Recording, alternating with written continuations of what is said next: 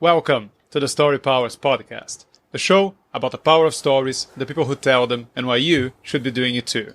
I'm your host, keynote speaker and storytelling coach, Francisco Mahfuz. My guest today is Stacy Havener. Stacy is the founder and CEO of Havener Capital, an agency dedicated to helping boutique asset managers build, launch, and grow funds. And she's raised $8 billion that led to an additional $30 billion in follow-on assets under management. The reason I'm talking to her is because her secret weapon for doing all of that is storytelling. Now, other than a love for stories, Stacy and I have a lot in common. She has a rescue pit bull, and so did I. She likes dubiously tasting coffee, and so do I. And we've both gone from getting an English literature degree to the investment world. But I think she's substantially smarter than me because she actually stayed there instead of running away screaming as I did.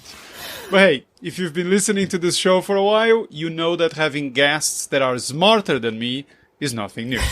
Ladies and gentlemen, Stacy Havener.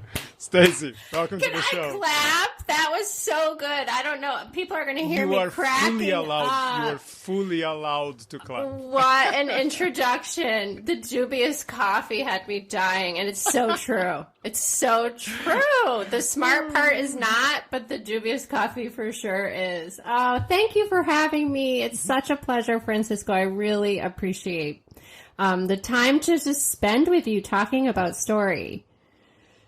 Well, let's see if you feel that way by the end. At the end, yeah. Hey,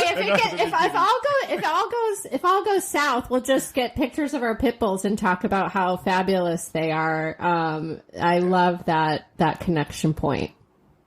Yeah, I think now I'm able to do that again. It's been, he's not among us anymore, but it's now been 14 years. I'm just about able to talk about it without crying. It was one of those situations. But then, hey, it's having pets. That's what having pets is like after a while. Something else we have in common is the intermittently pleasurable adventure of raising little girls. I've got two. I believe you've got one, right? I do. She's 5. How old are your girls? Well, the oldest is almost 6 in a couple of weeks, and the youngest is 2.5. Okay. Wow. So you're really in it. It is an adventure. It is a journey. I was an older mom. I think that's not the right word. I think they say advanced maternal age is the phraseology they use for that.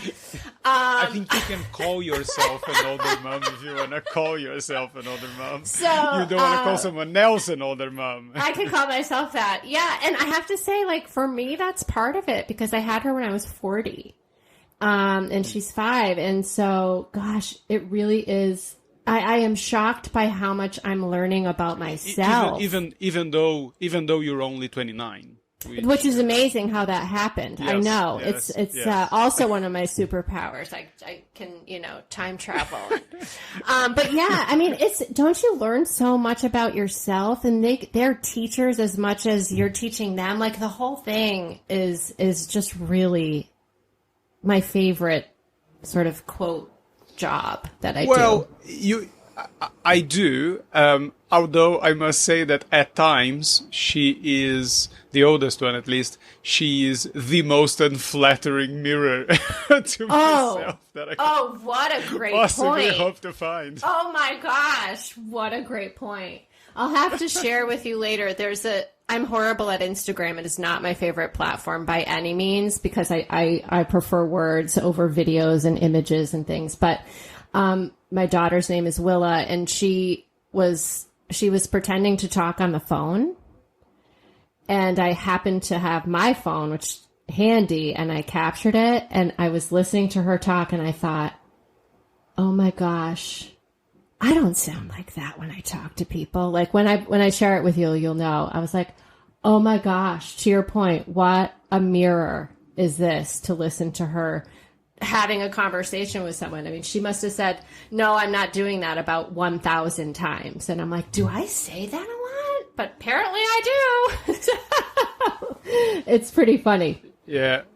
Yeah, I caught, I think the first time that ever happened to me was when Alice was, I don't know, she must have been 2.5. And I was asking her to do something, and it's like, it's not very good if you do this, and that. And she just looked at me and said, tough luck. And I thought, hey, hold on now.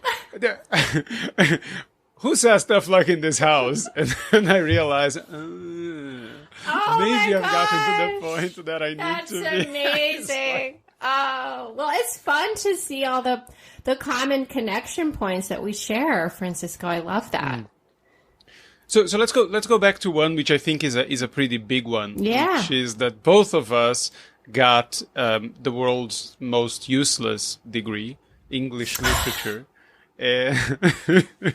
And then went into something completely different. So what was your final paper? Because I think you were much more of like a real student, a serious student than I ever was. So what was your final paper? Oh my goodness, I have blocked that out so much. But I still have all of my. I know I still have all of my poems. So interestingly for me, I was a literature major, and all the classic literature I studied and loved. But I did find a really interesting niche within the department around poetry. I think it was a required class. I don't think I opted for it. I believe it was required. And we had to write a poem every week. I mean, it was like you every week you had to come to class with a new poem. And as a creator, it's very difficult to create on demand. But the experience of that for me, I think, was incredibly transformative.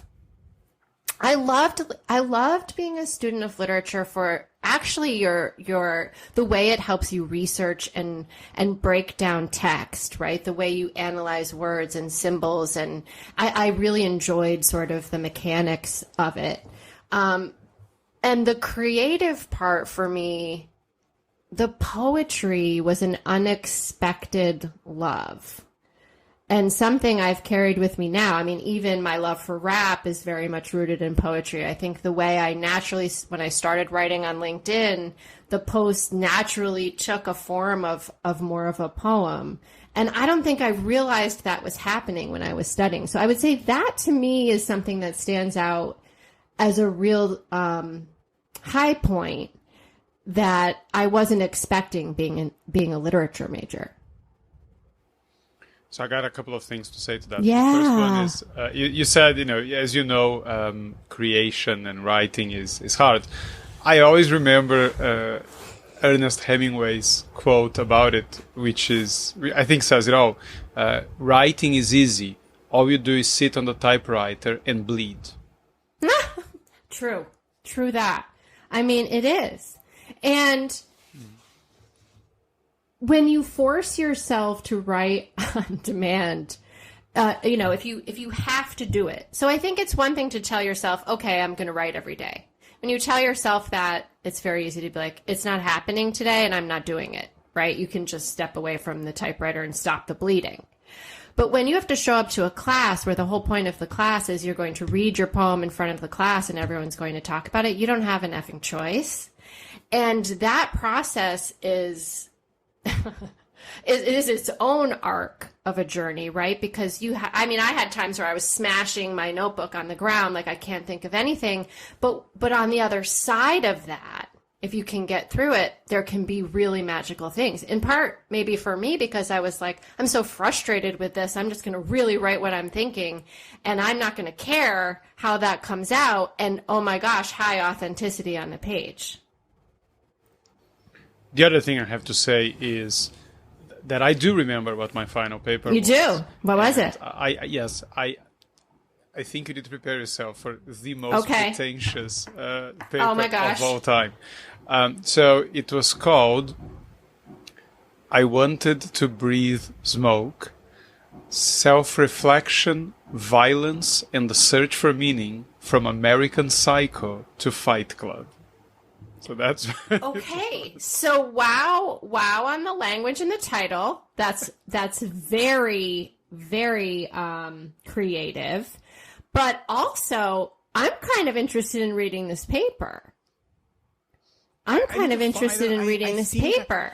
I think I have it. I think I have it somewhere. I have to find it and read it and see if it's passable, because I think I was a much worse writer then than I am now. But just the pretension of it. Yeah. Because I basically decided that I was going to use these two books. It wasn't the movies. It was the books as...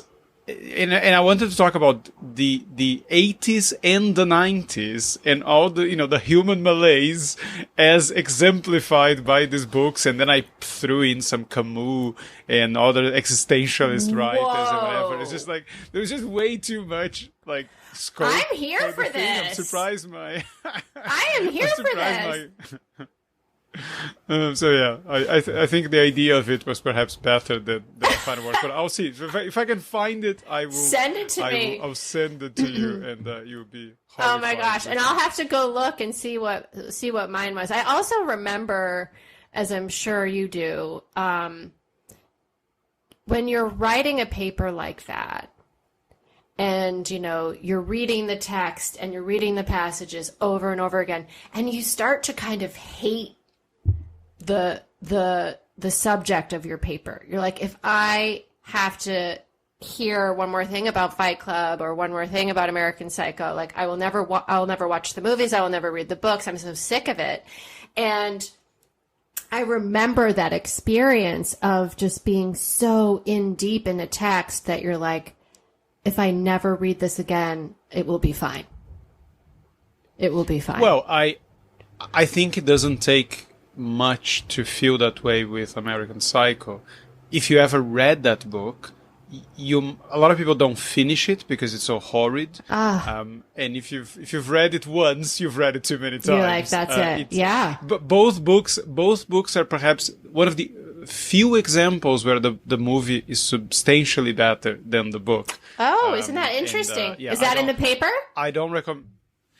I don't remember if I talk about that on the paper because I don't think it was really the point. But yeah, American Psycho is horrendous as a book. I definitely do not recommend it. Watch the movie. You have your hands full with that already. But moving on from English literature, through tortuous means, mine's slightly more tortuous than yours, we both landed on the investment world. And this is something not everybody that listens to this actually knows, that I've spent a very long time working as a financial advisor and, wealth manager, that type of thing. So there's something I heard you say in another podcast, which I might have, like my first reaction was not so sure. You said, there are also human beings in the finance world. And my first reaction was, Well, so that's hilarious. Also, hi, welcome to the investment industry, because that is basically the vibe, right? And I mean, you'll remember, and it's still this way, unfortunately, a little bit, but like, they're just like robots, all in the same suit, carrying the same bag. It is some weird version of what's that, Pleasantville or something. It's like, and it's Unpleasantville, really, because the industry has done, well, a good job of a bad thing, which is, sort of beating the humanity right out of its people.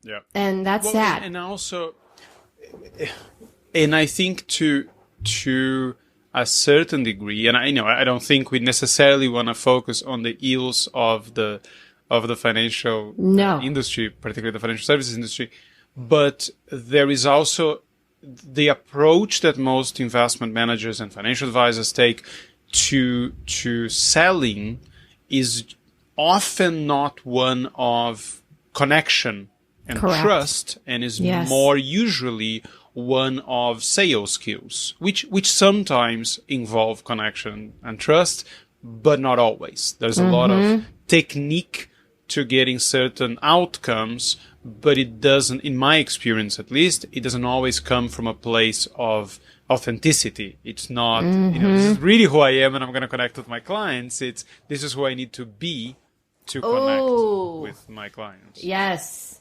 I think that's really well said. And I would add to it that in addition to this very salesy kind of technique driven communication or connect, it's actually really not, it's very hard to connect in that framework because you feel, if you're on the receiving end of it, you feel like you're being sold and no one wants to feel sold.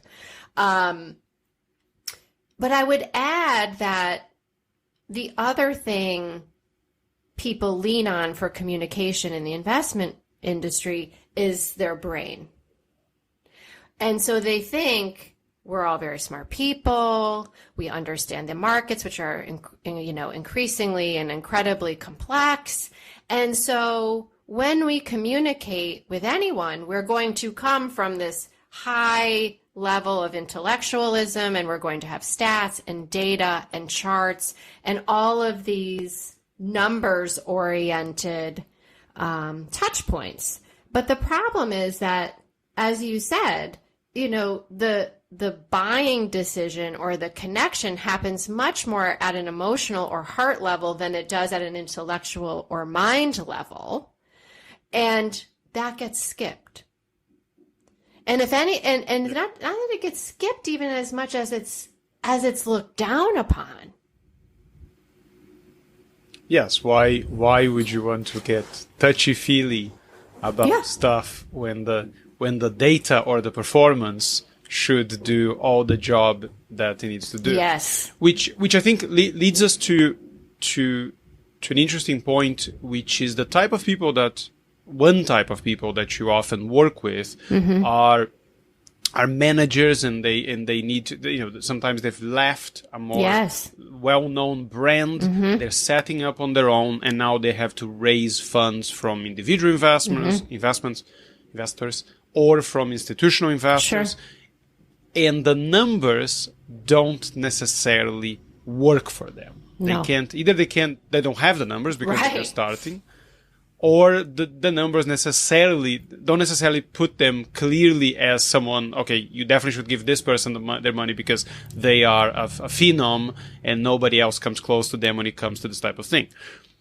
So what is your approach, which is different than the tip? I think it's probably useful to explain to people what is the usual approach of the industry to what a presentation would look like, what a pitch would look like, and how is your approach and where storytelling comes in there? Okay, great question and a good point here to give the context and the framework. So I think you nailed it. So basically, a typical pitch or presentation in the investment world would have, as we've been talking, a lot about numbers and stats and data, performance track record, a lot of complex stats that communicate risk and reward, and a lot of math and a lot of numbers, with the angle that, I think there's some complexity bias rooted in there. Like I'm going to show how smart I am and how good I am as evidenced by the numbers. And that's going to be the pitch. And basically it's a very zero-sum game mentality. I'm better than anybody else that you could possibly consider in the space, and I'm going to prove it, with my data. And so that's the typical vibe. And if you are a startup, to your point, and you leave a big shop, and now you don't have, the cajillion years of collective experience and the cajillion dollars and all the offices all over the place, and now you're a startup, founder-led, employee-owned, and you can't use that playbook anymore because, to your point, it's not a playbook that you can access. You don't have those stats. And that's also not the type of conversation that your investor at this stage of your evolution wants to hear. And so part of what we have to do is leave behind the old way and embrace a new and different way, because your investment boutique has to use an entirely different framework, an entirely different playbook in order to grow. And the crux of it all, and you said it at the start of the pod, is around story. Because if you think about the adoption curve typically used in technology, just the curve of how people adopt anything, doesn't have to be technology. It could be investments. It could be, it's really about human nature. And that curve says, innovators, early adopters, chasm, early majority, late majority, laggards. Well, when you start your own thing, you have to start at the beginning of the curve. You have to get the innovators and early adopters. And they buy for entirely different reasons than somebody on the later half of the curve buys. And they buy from the heart, people to people. They're not buying a fund, they're hiring a person. And so the framework has to adjust towards that.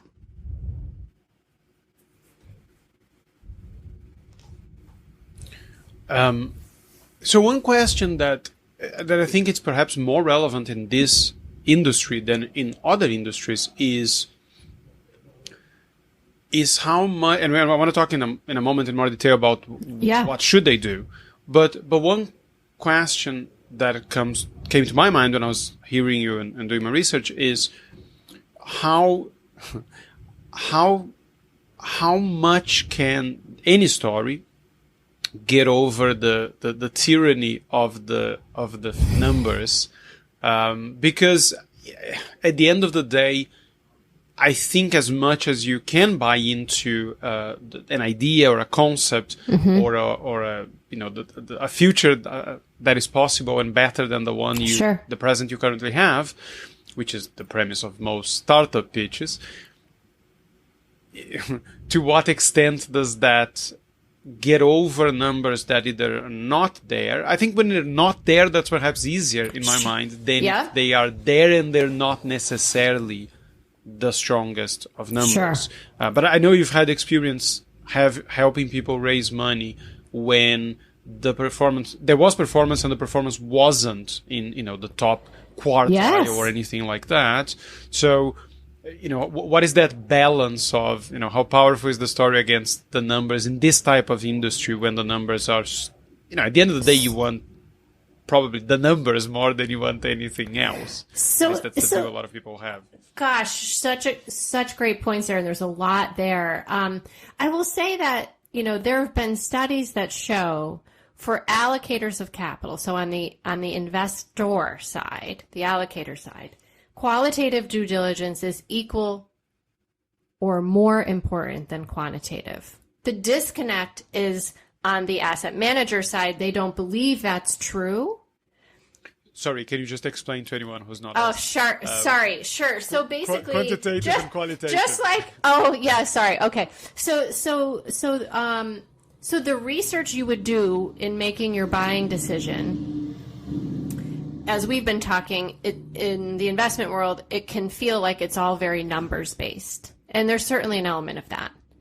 But there's also the softer skills, if you will, the people side of the business. Who are you? Who are your people? What is their pedigree? What are your values? What is your philosophy? How are you incenting your people? How are your interests aligned? All the that's the qualitative due diligence versus the more number-oriented due diligence and performance and statistics. And so the studies show that the qualitative, the people side, is as important as the number side from the people who are allocating the dollars. The disconnect is the people who want the money, the managers, the funds. They don't believe that's true. And so you have two people who are communicating very differently. And so I share that because, as you said, the tyranny of numbers, gosh, what a great phrase, is very real. But it's also very much a perception from the fund side of the table. I think, so I'm going to go to what you said, which is, what if the numbers are bad?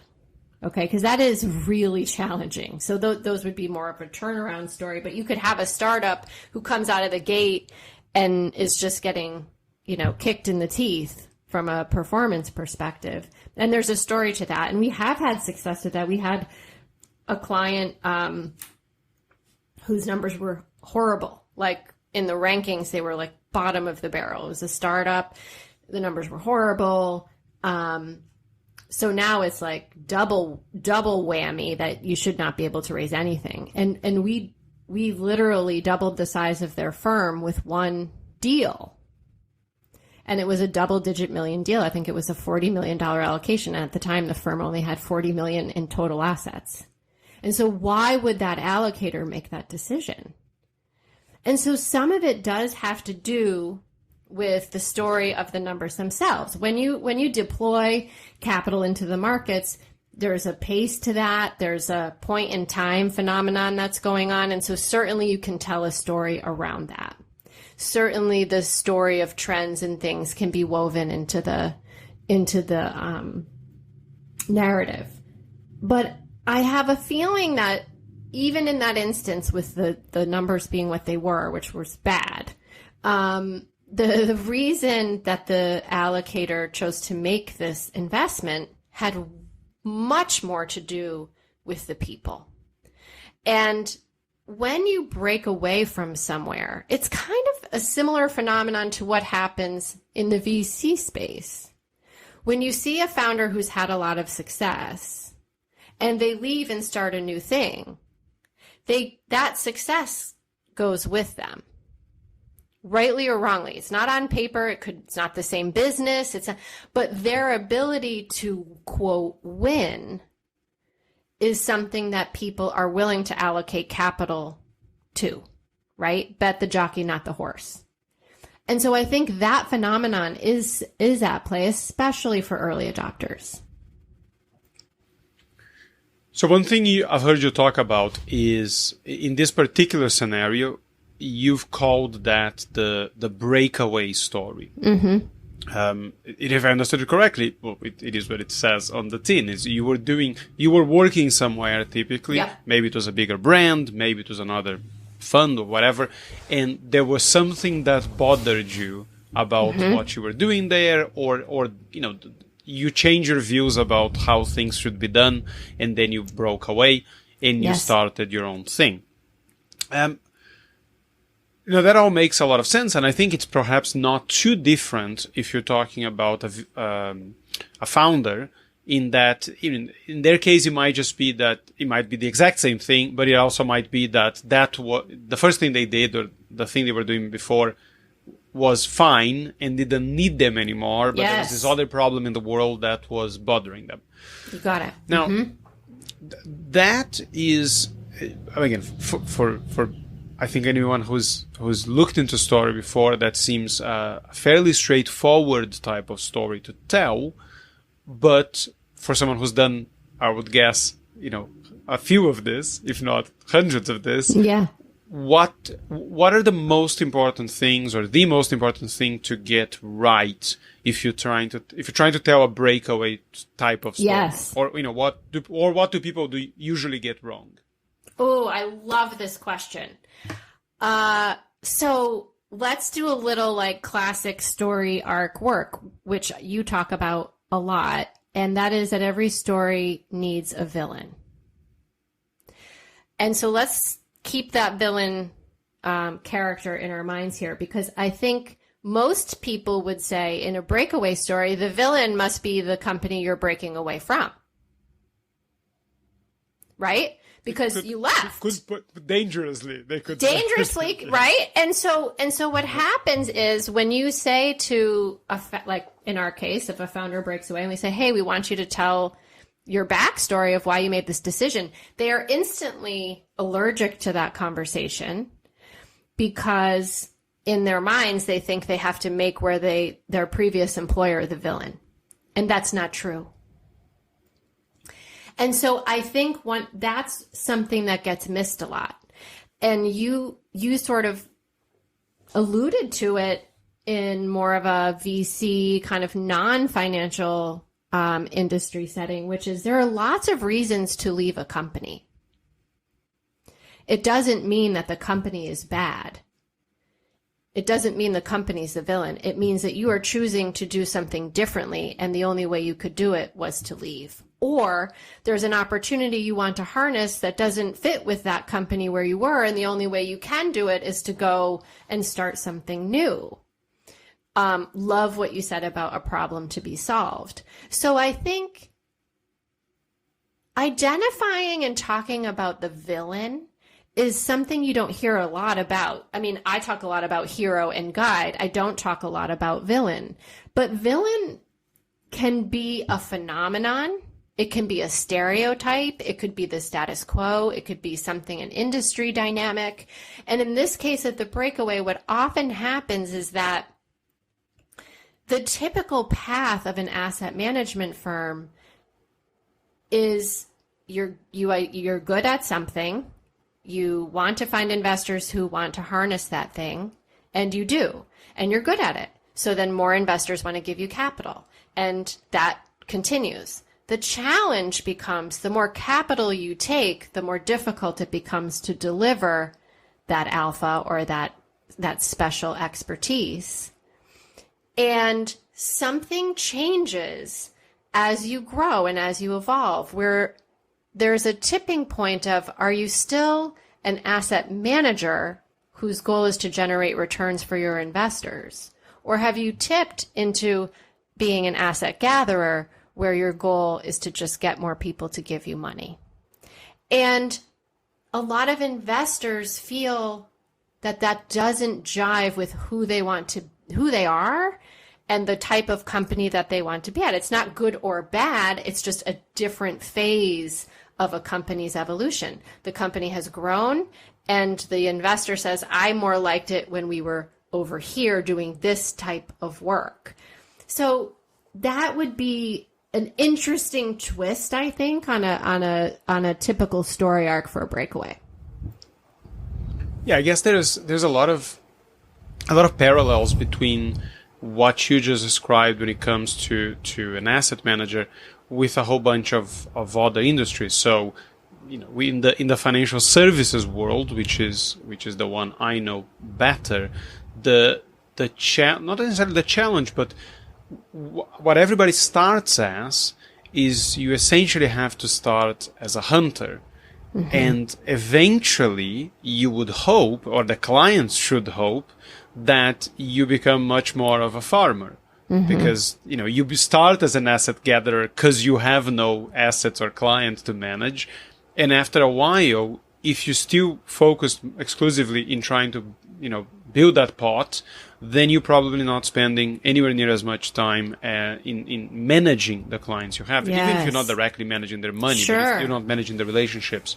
And I think similar things probably happened with founders where I don't know personally, but I can only imagine how different it is to be starting a company with 3 other people to then having any amount of success and having to manage a company with 100 people. A lot of, as we've seen with a lot of the unicorns out yes, there, the skill set required to manage 1,000 people is very different than the skill set required to have a groundbreaking idea and taking it to market. And even with people that are more in the corporate world can probably relate to that in a slightly different way, which is people often get promoted above their expertise, or at least the expertise that they've shown. So if you prove to be a good salesperson, you often become the head of sales. And nobody necessarily has ever taught you to be the head of sales. You know how to sell. You don't necessarily know how to lead people or manage people, at least. And those are the things. Those are the different parallels outside of the fund manager industry. I love that. I think of when I think of that natural evolution of what I'm good at and what I'm passionate about is what I was doing then. Right now, I can't do that job anymore, given my current circumstances, and that's why I need to change. And I love what you said there and how you translated it to so many different types of roles, because I think there's a lot of pressure.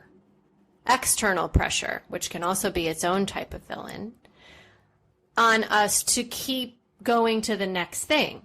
So your point on the salesperson is something that's near and dear to my heart. I was a really good salesperson, and then I got promoted to a team, and I realized, oh my gosh, I have to learn how to be a manager. That's a different skill set. Similar for being an entrepreneur. Once I started my own company, it was like, okay, well, I was a good salesperson, I was a good manager, and now I'm an entrepreneur. That's a whole nother set of skills and expertise that needs to be learned. And I think there's a lot of pressure to go to the next thing, as opposed to the space and grace to say to someone, it's great if you want to go to the next thing and you want to dedicate yourself and learn those skills. It's also great if you don't. It's okay if you want to stay in your lane that you're in because you love it. And so taking it back to the breakaway story, some people are thrilled and thriving to start with a boutique and be a part of its meteoric rise and stay there and thrive as it's a big company. And some people feel like, as we said, I liked it when it was this. That's more of what I'm about and my values. And so I'm going to go back to that. And as it turns out, there are a whole bunch of investors who feel that same way too. And so it's just a matter of finding your people who share those common philosophies and values. Yes, and I think an experience both of us have had, although we might feel slightly differently about it, is that when it comes to parenting, if you find that the new thing you're doing is beyond your expertise, unfortunately going back to your previous lane is no longer an option. But I don't know about you, but I'm the first to raise my hand and say, I don't know what the F I'm doing here, and I need to find people who've lived this, or you want to learn and you're committed to learning, and because we have no choice, right? We have no choice but to do it. And I think, but it's a great point, because that is a skill set. Just because you live your life well doesn't mean you can teach somebody else how to live their life well, which is essentially what you're doing as a parent. I think it's pretty dubious. It's a pretty dubious claim to say that I live my life well. For you. Or well, you've done okay. Live their lives well. Maybe we're doing an okay job, but trying to teach that to someone else. I mean, that was something I remember, looking at my husband and being like, she doesn't know anything. Like, we have to teach every single thing we do every day. She does not know how to do. We have to teach that. And that was overwhelming, quite honestly, right? I'm like, oh my gosh, she has to learn all the things. Well, when my wife comes to me and gets sort of frustrated that our kids haven't learned something we told them a million times, I said, well, how long did it take you to teach me to make less of a mess in the kitchen? It's like, you never learned that. Yeah, she's like, I'm still teaching you. Case in point. Yeah. Well, it's a great point. It is a great point. It's an adventure. Yes. Okay, so there's something else you said. So when I heard you explain the sort of super basic 3-part breakaway story, you described it as, you have to start in the ordinary world. Life is one way, as I normally say it. Then the main character, the hero, encounters obstacles, roadblocks, problems, whatever. And by the end of it, that hero needs to make it to the other side of those problems and be changed because of them. So, again, I use very similar terms. I think you mentioned you heard my podcast with Ash, and I talk about it there. So it's before life was one way, but then something happened, so you did something because of it, and after you were different, or life was different. Now, you said or wrote that the special ingredient to that basic structure is high stakes, that the story misses it if it doesn't have tension. So in your world, when you're talking with a fund manager, someone that does something similar, what do high stakes look like? Sure. So I think so it's a really good question. And it's something that I ask when we're talking with a potential client who wants to come on the roster, and I'll ask them, like, just tell me, give me the story. Like, you were here and now you're here. How did that happen? Right. And what I often think, and being an entrepreneur myself, I know this to be true. Like, there's a touch of crazy to want to start your own thing. And if you put yourself in the shoes of a very successful portfolio manager at a very big firm, they are making a lot of money. They probably have some influence on their portfolio, maybe not as much as they want, but they've figured it out. It's a pretty comfortable existence. And so the stakes are a little bit of, do I stay here and sell out, my term, for the money and just keep doing this, even though it's, hurting my soul on some level? Or do I take this massive risk to start my own thing and fund it, since most of the clients that do this do self-fund, bootstrap it and do all, and it's I don't know, I'm good at managing money, but I don't know how to build a business, and I don't know how to do marketing. And so do I have that crazy? Am I in touch with what this actually means? Am I going to take the leap? And that, to me, is a very real question that I don't think people ask a lot. Like, why would you do it? You had this great thing. And so getting them to talk about that with some vulnerability, the stakes that they had to face, and the buy-in they have to get from their family, if they have, a family, there's a lot there. It's a big multi-year decision to do that. Life-changing. Okay, so in this particular case, the stakes are not different than what I would call stakes and what most storytellers I know call stakes, which at the end of the day, they're emotional stakes. Yes. Which belies my joke about the lack of actual human beings in the finance world. At the end of the day, these people are still moved by their very human emotions, and those are the reasons why they'll be doing what they're doing. Is not because because the other thing I was thinking about was, they know or believe things that their company doesn't know or want to believe in, and so there's a market reason for them to be doing what they're doing. And they were working in a company that is long only or something to the effect, and they believe that the way to invest in the new world is something completely different, and that's why they have to do it. So I think this would be the external. This would be external That's a great justification. Point. Yes. Yes. But what you're saying is, in your experience, the stakes tend to be more likely emotional stakes, so people can relate to them, and not the external rationale for doing things in a different way. What a great point. And it's probably a touch of both. I think the connection, of course, happens with the emotional taxonomy that we just talked about. But in the fund manager's mind, I do think that what you just said, that sort of external stakes of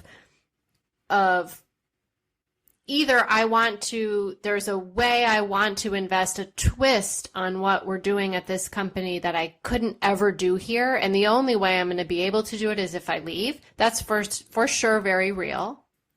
And there's also a flavor of that, which is the way we used to do things when I started here has changed, and I would like to go back to how it was.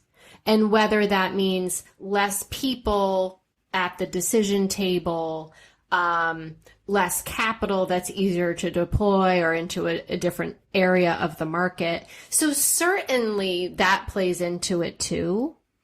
But I think what investors connect with is this, especially for the early adopters, it's both, definitely both. But where that sort of emotional connection happens is that they see themselves in each other, right? And that's, people like us do things like this, that Seth Godin type of tribe mentality, which is to say, if I'm an early adopter and I'm independent, or I myself broke out of somewhere at one point to set up my own thing, my own RIA, my own family office, or I'm a successful entrepreneur who did their own thing, I see you. I see what you're doing, and I know how hard that is. And there's an affinity, just as people, to want to do business with people they like. Yes, they like, know, and trust, and yes, expertise, but also just kind of like they get each other. Okay, so apart from the breakaway story, what, and I know you have different kinds, I think you have another 3 or 4 different kinds of stories, but can you just give me one more example of a story that you find to be, that works in this world, that is, not the breakaway story, not necessarily the one where, you can easily make that transition from I was doing this, I'm doing this new thing. What other types of stories do you find that are effective? Sure. Great question. So another type of story that we have had success with is an institutional manager. So still a boutique, but they're successful. So let's say, they're multi-billions, they're a specialist at something, and they run a strategy for a certain type of investor. So for example, let's say they're a hedge fund of some kind, and they've been running money for institutions or sovereign, kind of bigger, sort of later stage on the adoption curve investors. And they're all kind of, and this is me just sort of telling a story about it, but like they're all sitting around saying, this is great. We've got a great business and we're doing something we're really good at and we love our clients, but like, what's next for us? How are we going to grow? And what we hear a lot from these types of firms is we need to diversify our investor base.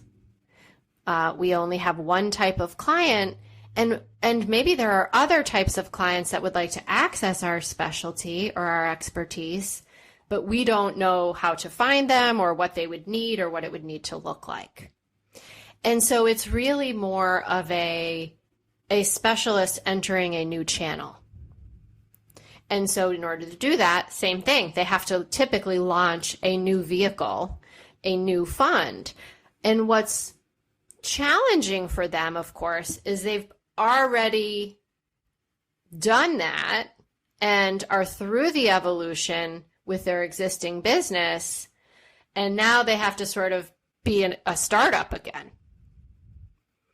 And so the stories around that journey can be challenging because human nature says, well, I'm just going to do what I'm doing now and it should work. And that doesn't happen because your new venture is a new venture.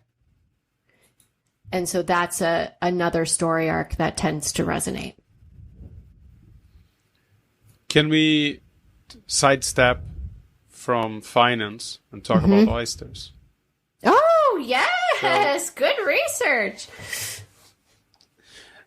So you've had most of the stuff in your, most of the stuff you talk about tends to be finance based, but you've done at least this one other bit of story work with a family or company, that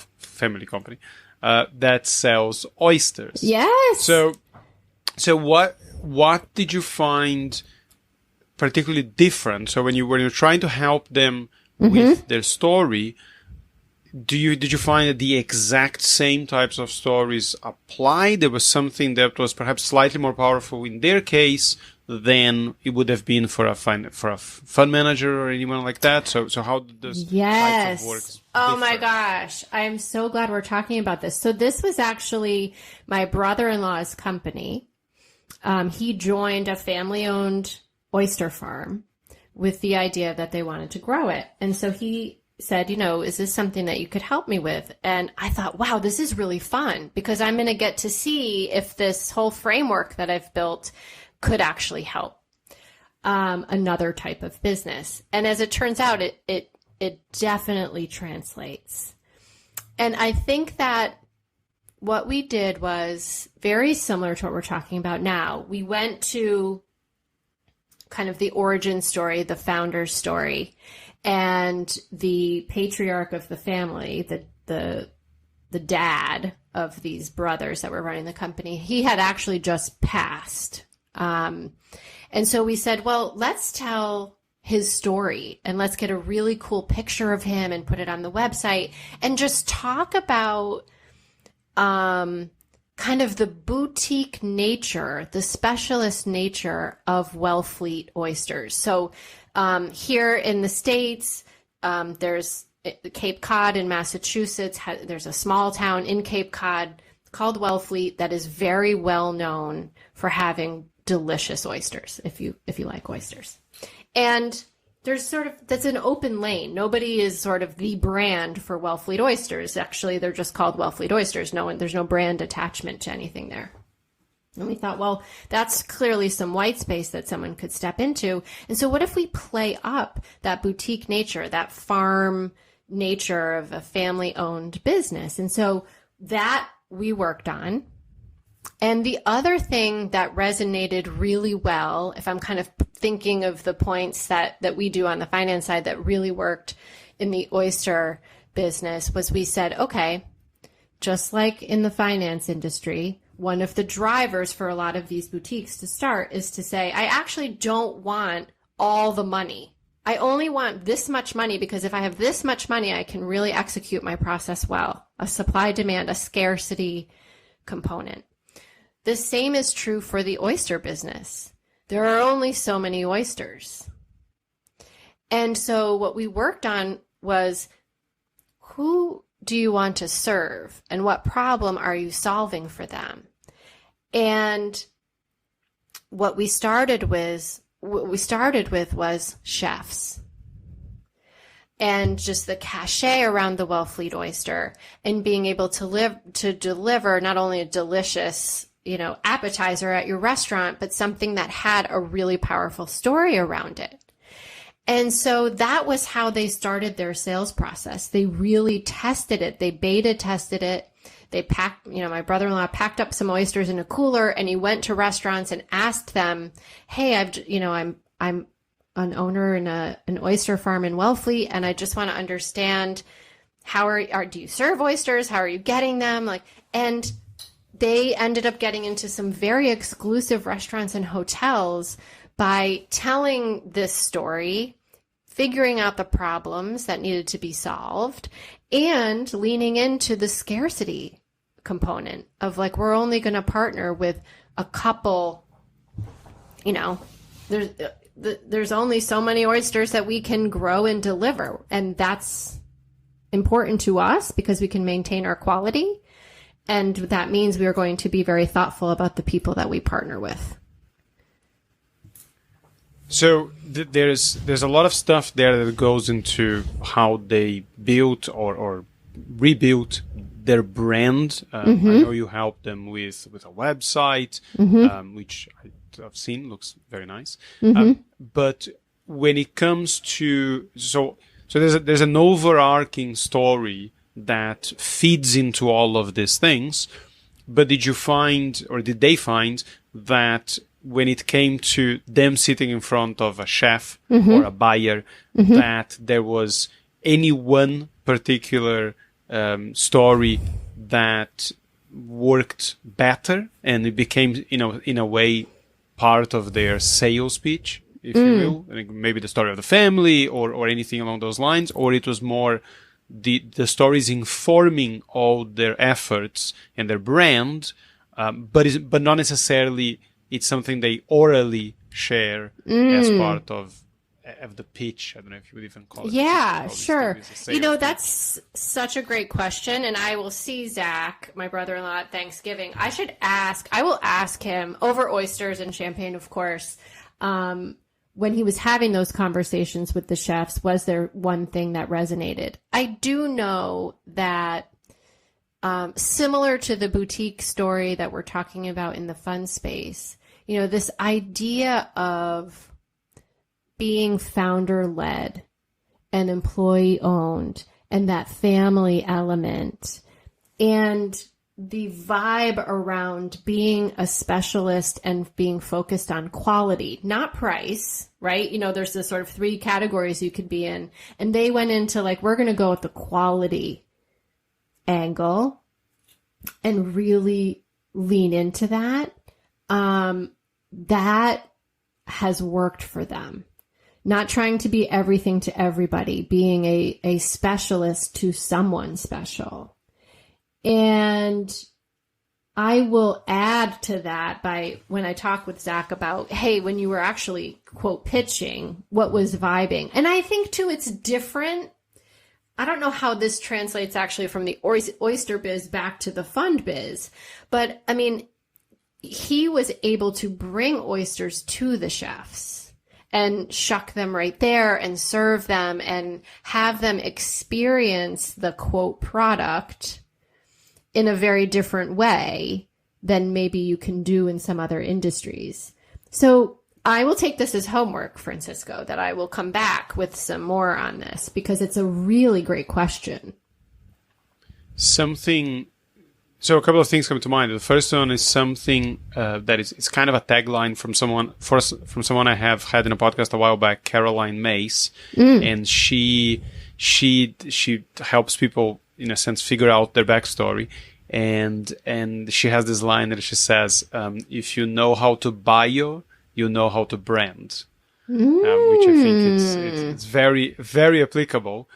And the other thing is when it comes to food products, I think like with numbers, there's perhaps a temptation to think that, well, if their oysters are good, their oysters are good. And if their oysters are not amazing, there's no amount of storytelling that's going to change that.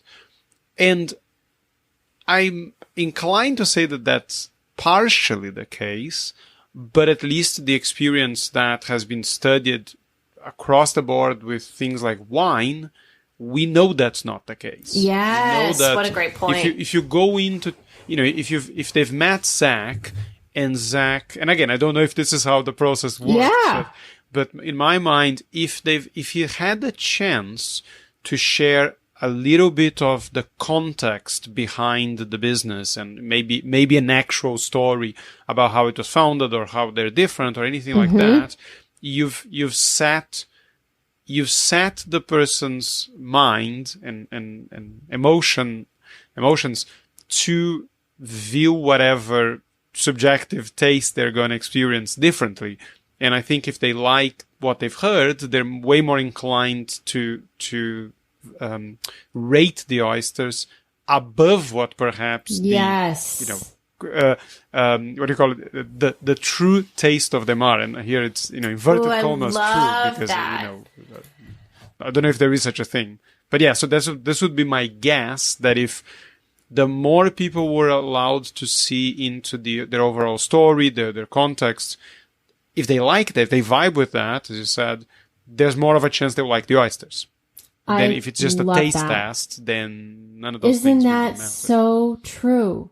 And I love, like we were chatting before, I love being on podcasts because I always leave them and I'm like, gosh, I have so much to think about because you're giving me so many things they're nuances, but they're so important because what you said there is entirely true. And if we take it back to the fund business, is anybody really going to make their choice based on basis point difference in performance? Marginal, small difference. Like I did 10% and I did 10.02%. And you're like, wow, that's an easy decision. I go 10.02 all day long. It doesn't work that way. And so what I love that you said there, which 100% is true, in the food business and wine, as you said, and certainly I'm guessing with the oysters. There's something about the way the stories connect and also create experience. So is it that the oysters that he took out of the cooler tasted that much better? Or is it that the stories around them made them taste better? Or is it that the stories added to the whole entire experience of the interaction and the connection between that chef and the oyster farmer about what they're both building? And the experience adds to the taste of the oysters as much as the oysters themselves are inherently delicious. So that experience concept is kind of interesting. We have a client right now that we're working with who is in the real estate business, and they have a fund, and they have debt, they have equity, they have private equity. And certainly in real estate, you think location, location, location. But for them, what they're saying is there's actually more in commercial real estate, which is experience, experience, experience. Because it's not just where the property is. It's what happens when the person, the tenant, the restaurant goer, whatever, walks into the building. What is the experience they get by being there? And does that add to the value of that property? So fascinating to think about. Well, I think there is no real question that is the case. I mean, I did an episode a while back with Kendall Haven, who was one of the people who was very involved in the original storytelling science work with the Defense Department in the US, I believe. And one of the things he said that always stuck with me is that there is, in our minds, there will always be a story because that's how we make sense of the world. So the question is, when you're sharing anything with someone else, what story is going to be in their brains when you're done? Is it going to be your story or their story? Mm-hmm. And if you give it to them in story form, or at least following a story structure, you increase the chances of it being your story and not something else they came up with. So in the very basic example of your brother going to the restaurants, if he tells them nothing, if he just walks in off the street and says, "I've got these amazing oysters, I would like you to try them," before telling them anything, the story they have is this guy just walked off the street and is asking me to try an oyster. And if you think this is a very brave thing to do, you might be inclined to like the oyster more. If you think this is a horrible thing to do, you're going to go in negatively. So, there is going to be a story in there. And the story could either be this guy walked in off the street, then shared this really cool family history, and then I tried the oyster. Or this random guy is trying to sell me some stuff, and the oyster was actually not that bad. Yeah. But I don't want to do business with, someone like that, whatever that might Oh my gosh, mean. that's so funny. That's what I love that, because of course I'm picturing Zach in Boston walking in off the street and just, being like, "Hey, want an oyster?" And the chef being like, "Where did you get this thing? From the Charles River? Like, this is disturbing." So you're so right. And I think what I love about that too, Francisco, is this idea that there is going to be a story. It's whether or not you choose to own it and write it. And I feel that way about personal brand. I mean, you hear those things. I think Ash is a great example of this, storytelling on the personal brand side. You have a brand. Whether or not you are being intentional about it is a whole nother conversation. And I think that applies to stories too. And you did a great job of illuminating that. There is a story. After that conversation, there will be a story. It's just whether you're going to be intentional and own it and tell it, or are you going to let them write it for you? And on that note, I think we should start wrapping up before and I'm inclined to make a horrible oyster pun before I am chucked out of my house by an angry wife spouse to go pick up the unflattering mirror that is my 5-year-old from the school bus. Phenomenal. Right. So where can people find you if they want to find out more about the work you're doing? Yes. Sure. Well, my favorite social platform has to be LinkedIn. And I also have, in addition to our sort of company website, which LinkedIn will lead you there, that's Havener Capital, and that's focused on investment boutiques in the financial world. You can also check out stacyhavener.com, where I have things like the Oyster story. Okay, perfect. I'll as usual put those in the show notes, and I'm very glad we did this, and we've maybe proved to some other people there that there is not only life after the financial industry, but perhaps within it somehow. Brilliant! Thank you, Francisco. It's been a true joy. All right, everyone. Thanks for tuning in. Take care of yourselves, and until next time.